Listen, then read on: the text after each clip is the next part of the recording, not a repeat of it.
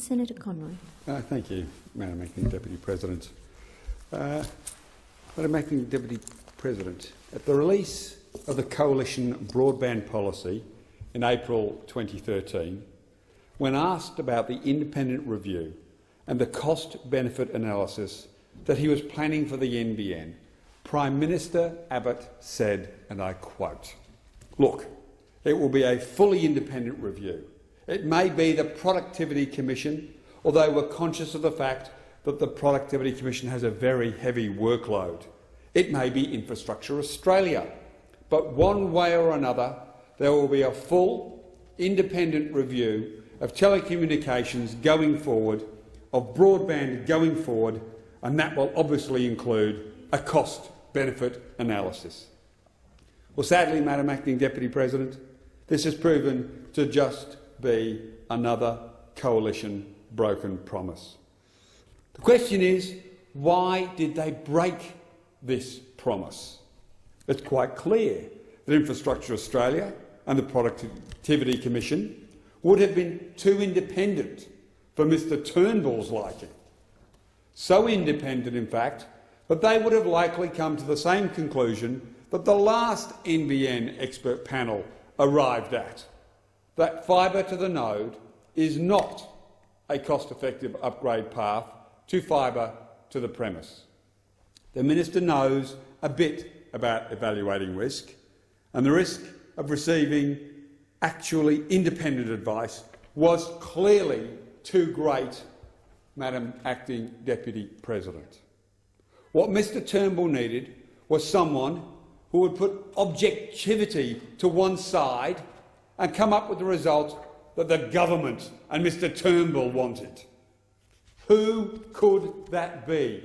Who could fit this bill for Mr Turnbull? Well, Madam Acting Deputy President, it was none other than that Liberal stooge and part-time Australian columnist, Henry Ergas. This is the same Henry Ergas whose credibility was shredded by the Australian Competition Tribunal in a judgment made in 2004. This is what the tribunal, whose president at the time was the eminent Justice Alan Goldberg, AO, QC, had to say about Mr Henry Ergas, and I quote, "Mr Ergas appeared reluctant to respond to questions whose answers might have been adverse to the case put by the party calling him. Such an attitude and conduct of an expert witness leads to a conclusion of partiality and an inability to express an objective opinion upon which reliance can be placed." This is the Australian Competition Tribunal saying quite clearly that Mr Henry Ergas has an inability to express an opinion that you can rely on. Not my words, Madam Acting Deputy President, the words of the Australian Competition Tribunal with the eminent Justice Goldberg as President. If this was an audition for future Liberal Party work, well, Mr Ergas passed it with flying colours. Mr Ergas is the person that Mr Turnbull has turned to do his dirty work for years. In 2008, Mr Ergas was hired by Mr Turnbull to do a root and branch review of Australia's tax system. It was a review so impressive, it was of such quality that it never to this day has been released publicly. It's never been released publicly. And when Mr Ergas is not writing reviews that are kept in the bottom of a drawer, he's writing dodgy NBN analysis. In 2009, in a notorious paper on the NBN, Mr Ergas predicted that NBN prices would be $133 for metropolitan customers a month and $380 a month for non-metro customers. Now, Madam Acting Deputy President, I have some inside knowledge here. I know that you are connected to the National Broadband Network. It's your home. I do. And could I ask you, Are you paying $380 a month for your service? No. No. Thank you, Madam Acting Deputy President. You're not. Of course, this averages out to around $170 a month nationally. Compare that to the actual prices on the NBN today, which start at $29.95. And you get a picture of how inaccurate Henry Ergas's forecasting stills really are. $171 a month versus $29.95. But no, let's hire him. Let's hire him. I haven't even mentioned, Ms. Acting Deputy President, that Mr. Henry Ergas moonlighted as a Liberal Party booth captain on election day for Liberal Senator Zed Sejalja. Seriously, moonlighted as a booth captain. But if you don't care about accuracy or fairness, well, Henry Ergas is your man. He's your go-to guy. Ms. Acting Deputy President, this is the man that Mr. Malcolm Turnbull has appointed to his independent expert panel. Ms. Acting Deputy President, the Australian taxpayer is forking out $1,400 a day over 6 months so that Mr. Ergas can provide Mr. Turnbull with the answer that he wants. That's $263,000 of taxpayer money since the panel was announced to Mr. Henry Ergas. But most galling, Ms. Acting Deputy President, is that this money is going to a person who once sat before a Senate committee and said that a cost-benefit analysis of the NBN could be done in 3 days. Done in 3 days. That's an effective daily rate, Ms. Acting Deputy President, for Mr. Henry Ergas of $87,500 a day. What an absolute sham. This is extraordinary largesse that is being doled out to a booth captain for the Liberal Party and at very obvious cursory examination, another mate of Mr. Turnbull on the taxpayer purse. But you might think that was enough for Mr. Ergas and Mr. Turnbull. But no, he isn't the only member of the CBA panel, Ms. Acting Deputy President. What about the others? Let's look at who's doing the work. And in those immortal words of the Blues Brothers, well, Mr. Turnbull is putting the band back together. There is, of course, Dr. Alex Robson of Griffith University. Now, Dr. Robson was a senior economic advisor to Mr. Turnbull from January 2008 to January 2009. And surprise, surprise, he's also a protege of Mr. Ergas. Mr. Robson was co-author with Mr. Ergas of that ill-fated paper I mentioned that wrongly forecast that you'd be paying $380 a month, Ms. Acting Deputy President, averaging at $170 a month. He's the co-author of a document so wildly wrong, it's humiliating. And Mr. Robson, it might come as a surprise to you, Ms. Acting Deputy President, also worked at Mr. Ergas's firm, Concept Economics, which is on the public record of having gone belly up in 2009. In fact, Mr. Ergas was structurally separated from his company. But the Australian taxpayer is handing $44,000 to Griffith University for Mr. Robson's work. Well, Mr. Robson is not, unfortunately, the only alumni of Mr. Ergas's firm hired by Mr. Turnbull to put together his cost-benefit analysis stitch-up. Believe it or not, Ms. Acting Deputy President, there's more.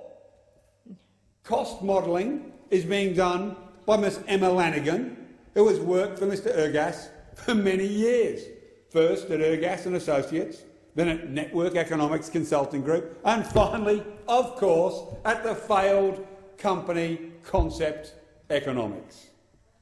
Ms Alexis Harden is helping with cost modelling. Guess what, Ms Acting Deputy President?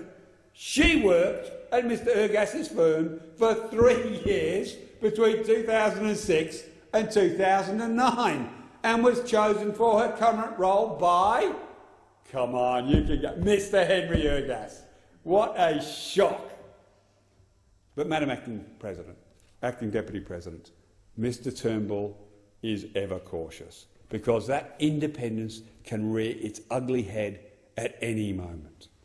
So that's why people in support roles must be carefully selected.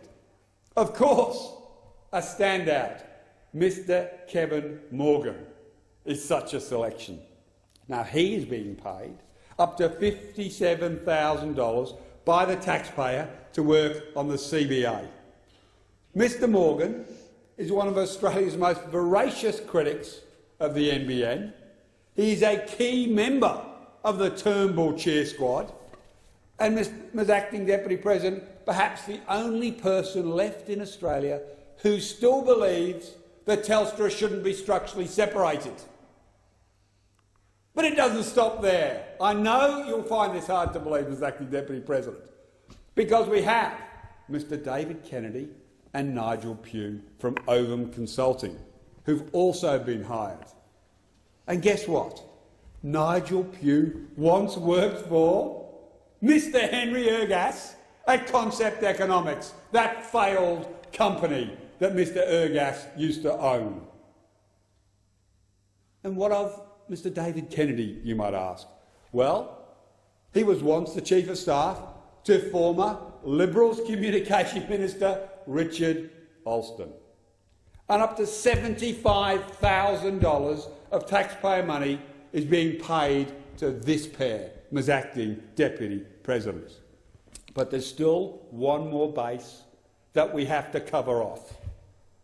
It's the peer review. There's no point, really, in going to the trouble and expense of selecting personnel to write the report you want when it could all be undone by a peer review. And so, Ms Acting Deputy President, Mr Turnbull has handed out $60,000 in taxpayer money to ensure that the CBA's peer review also comes to the correct conclusion. How do we know this? Well, one of the peer reviewers is Professor Pincus. He once claimed in the pages of The Australian, and I now quote, "The NBN is going ahead despite the remarkable premium customers place on mobility, the huge take-up of wireless technology and the saturation and even decline in fixed network connections." Well, unfortunately for Mr Pincus, ABS data on download trends shows precisely the opposite effect. The fact is, the percentage of data downloaded on fixed lines is increasing. It's gone from 93% of the total in December 2011 to 95% in December 2012 and to 96% in December 2013. That's right. Last time I checked in basic maths, 93% going up to 96% is in actual fact an increase. Mr Pincus, however, may be short on facts about the fixed telecommunications sector, Ms Acting Deputy President, but he doesn't let the facts get in the way of criticising the NBN. That's what makes him absolutely another perfect recruit for Mr Turnbull. And then you might think, I know, you might think it ends there. But, Ms Acting Deputy President, another of the peer reviewers, Clifford Winston, from the Brookings Institute, is also well known to, you've guessed it, Ms Acting Deputy President, Mr Henry Ergas. They taught a class together at the Smart Infrastructure Facility in Sydney in 2011. Everywhere you look, you can see Mr Turnbull's cronies, past associates and fellow travellers, and you love this speech, speech, Senator for Vandy Wells, you can sit there smiling quietly, and fellow travellers telling the minister exactly what he wants to hear. This is hardly a surprise. From the moment that Labor's NBN was announced, the Coalition's only policy has been to attack the NBN. In opposition, Mr Turnbull attacked the need for public investment, the need for an infrastructure monopoly, the presumed need for a cost-benefit analysis, the purchase of the satellites, the management of NBN Co, the board of NBN Co, NBN Co's performance against its targets. In short, Madam Acting Deputy President, Mr Turnbull has attacked the entire basis of the NBN, an attack that he has continued in government. Mr Turnbull has launched an unprecedented 6 reviews into the NBN. This is at a cost to the taxpayer of over $10 million. While the CBA is littered with yes men and yes women, many of the other 5 reviews are also headed or being written by Mr Turnbull's mates. They are all designed to attack the NBN and its implementation by the former government. The strategic review, which has been spoken of extensively in the Senate, written by Mr Turnbull's yachting buddy, owned a yacht with Mr Rousselot for 15 years, worked with him before he came into Parliament, all designed to attack the costs, the technology mix and deployment timeframe in the fixed line footprint. The fixed wireless and satellite review was designed to attack the costs, the technology mix and the deployment timeframe in the fixed wireless and satellite footprint. Never mind he had all that extra satellite capacity up there in the sky. He guaranteed us there was. And what he was able to pull together? A measly extra amount, which we had already told him was there. The Broadband Availability and Quality Review was designed to attack the deployment schedule of the NBN. The Governance Review was designed to attack the previous board and management of NBN Co. And the Independent Audit is designed to attack the policy, deliberations and decisions of the previous government. And, Ms Acting Deputy President, it may come as a surprise to you that the audit I just mentioned's Secretariat is headed by another person likely to be well known to the Communications Minister. This person was the former Department of Environment public servant who worked on water policy at the department when Mr Turnbull was the Environment Minister. And you'll love this one, Senator Bernardi. This gentleman is very familiar with how Mr Turnbull operates. Can you all remember the $10 billion Murray-Darling scheme, Senator Bernardi, developed by Mr Malcolm Turnbull, announced by the Prime Minister Howard, and not once did it go to Cabinet. The Department of Finance said they saw one page of costings only, one page for $10 billion of water policy. Top-notch public policy there, Ms Acting Deputy President. And of course, there is the cost-benefit analysis, which is designed to attack Labor's NBN policy decision more broadly. As I have outlined, Ms Acting Deputy President, the CBA is being written by long-time associates of the Minister and people well known to be hypercritical of Labor's NBN. The other problem with the CBA is that it is clear that it's being put together to provide a post hoc justification for Mr Turnbull's second-rate network.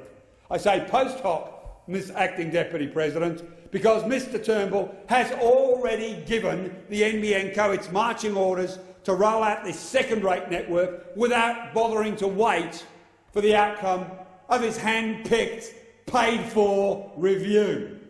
That's right, $1 million and Mr Turnbull has already told the company what they've got to roll out and when they've got to roll it out by.